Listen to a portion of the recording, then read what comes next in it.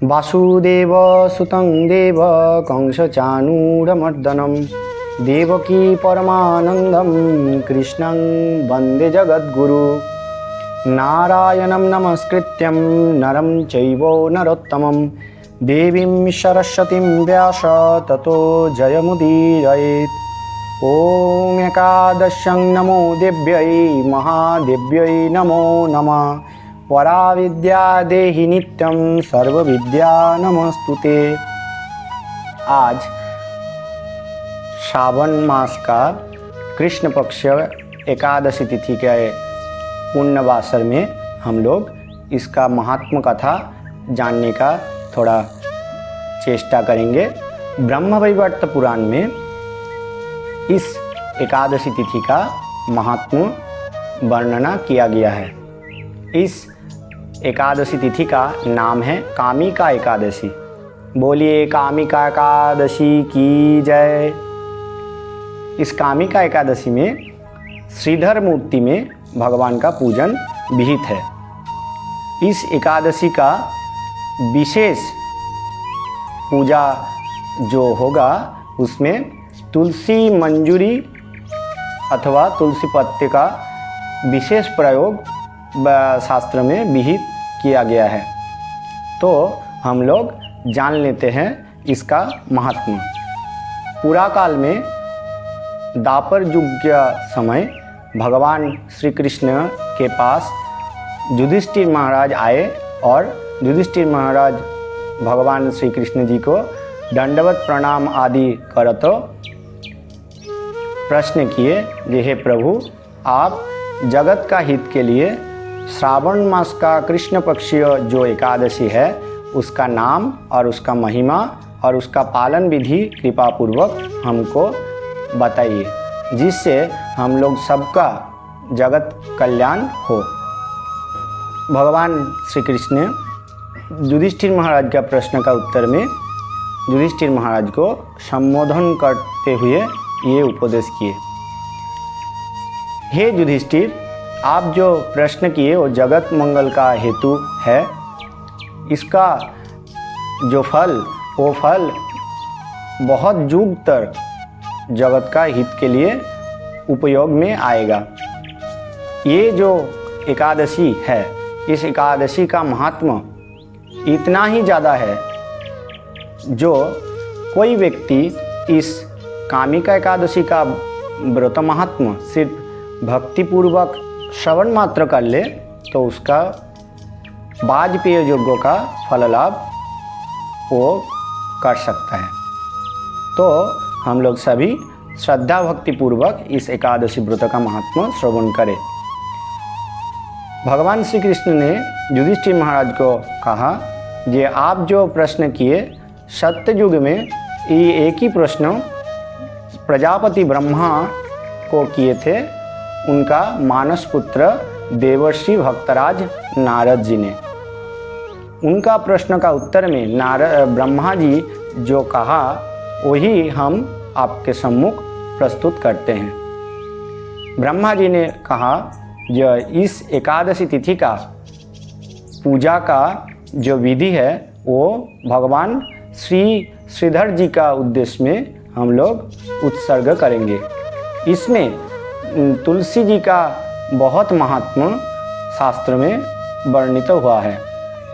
हे नारद, इस तिथि में अगर कोई भगवान श्री हरि का चरण में तुलसी पत्र द्वारा पूजा करे तो उनका सकल इच्छा पूर्ण होता है एवं जन्म जन्मार्जित जितना भी पाप राशि वो संचित किए हुए हैं सबका ही विनाश हो जाता है।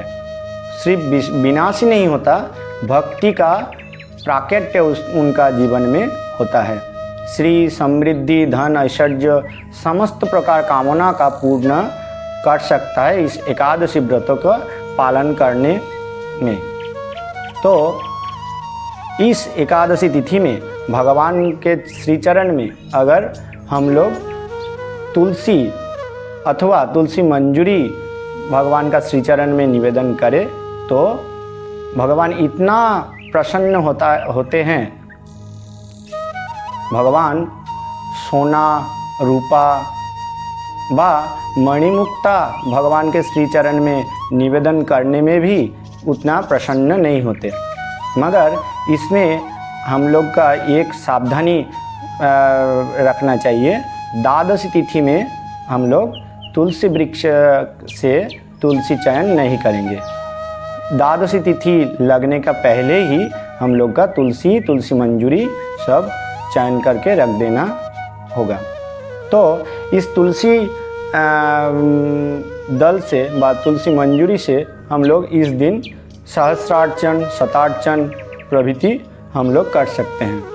इस दिन तुलसी देवी का प्रदक्षिण, प्रणाम आदि नवविधा जो तुलसी सेवा है, जैसे भगवान का नवविधा भक्ति है श्रवणम कीर्तनम विष्णु, ऐसे ही शास्त्र में तुलसी जी का भी नवविधा भक्ति का वर्णन किया गया है। क्या है यो? दृष्टा अर्थात तुलसी जी का नित्य दर्शन का संकल्प ग्रहण, स्पृष्टा स्पर्शन का संकल्प ग्रहण, तथा ध्यात्या और इसका मतलब है भगवती तुलसी देवी का नित्य ध्यान करना। तो क्या क्या हो गया? दृष्टा, स्पृष्टा, ध्यात्या, कीर्ता, नमिता, श्रुता, कीर्तन करना, तुलसी देवी का नाम उच्चारण पूर्वक, महिमा उच्चारण पूर्वक उनका कीर्तन करना, प्रणाम करना, माता और बहनों को पंचांग प्रणाम और पुरुष जाति षष्टांग प्रणाम तुलसी के श्री चरण में निवेदन करेंगे। रोपिता इसका मतलब है तुलसी का रोपण करना, और सेविता शुद्ध रोपण करना ही नहीं, उनका ठीक से परिचर्या करना, जल देना, ऐसे सार खाद आदि देना, ये सब सेविता। नित्य जो करेंगे। पूजिता तुलसी शुभा और तुलसी देवी का पूजन। ये नवविधा भक्ति अगर कोई करे तो इसका फल क्या है? नवविधा तुलसी नित्या जे भजन्ति दिने दिने युग कोटि सहस्राणि ते वसंती हरिगृहे। अर्थात ये नवविधा भक्ति में कोई एक व एकाधिक भक्ति अगर कोई अपने जीवन में उतार ले, ढाल ले, तो उनका क्या होगा ना, उनका हरिभक्ति लाभ होगा, एवं हरिभक्ति लाभ होने से उनका जीवन सार्थक होके जीवन का अंत में हरि चरण में उनका सभी का स्थान प्राप्त होता है। तो इसलिए इस एकादशी तिथि में आइए हम सब लोग मिलके तुलसी जी का श्री चरण में उनका भक्ति लाभ हेतु कोई एक संकल्प ले ले और भगवान श्री हरि का ध्यान स्मरण पूर्वक ये एकादशी व्रत पालन करें।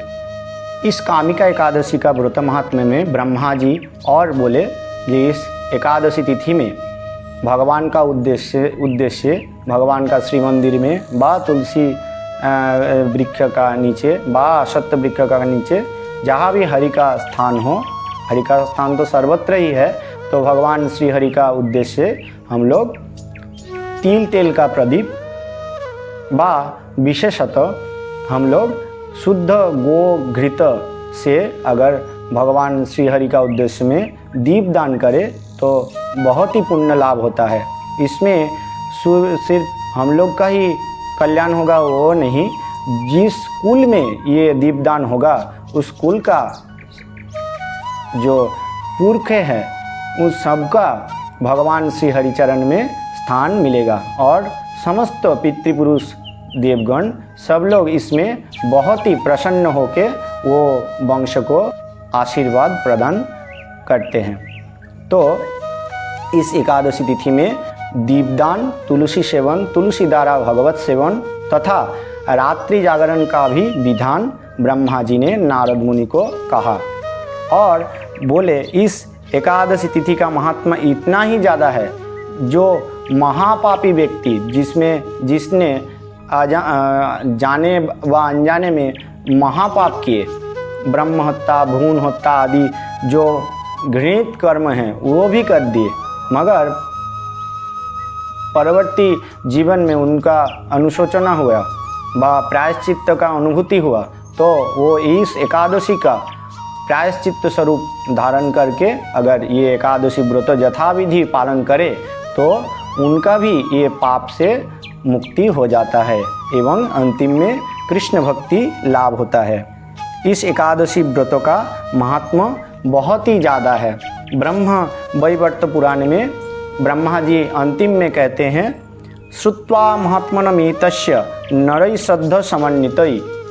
जो कोई भी ये एकादशी व्रतों पालन करता है उसका तो बात ही क्या, जो कोई भी इसका महात्मा भी श्रद्धापूर्वक श्रवण कर लेता है, विष्णु लोक आपनोति सर्व पापै प्रमुच्यते। उन व्यक्ति को विष्णु लोक का प्राप्ति अनिवार्य हो जाता है, वो विष्णु लोक अवश्य प्राप्त करते हैं। तो सर्व पापै प्रमुच्यते, सर्व पाप से मुक्त होके अंतिम में कृष्ण भक्ति विष्णु भक्ति लाभ करके वो साकेत धाम को, गोलोक धाम को, वैकुंठ धाम को प्राप्त होते हैं। बोलिए कामिका एकादशी की जय। अगर ये वीडियो आपको पसंद आया तो लाइक कमेंट शेयर सब्सक्राइब करके हमारी सहायता करें। निताय गौर प्रेमानंदे हरि हरि बोल।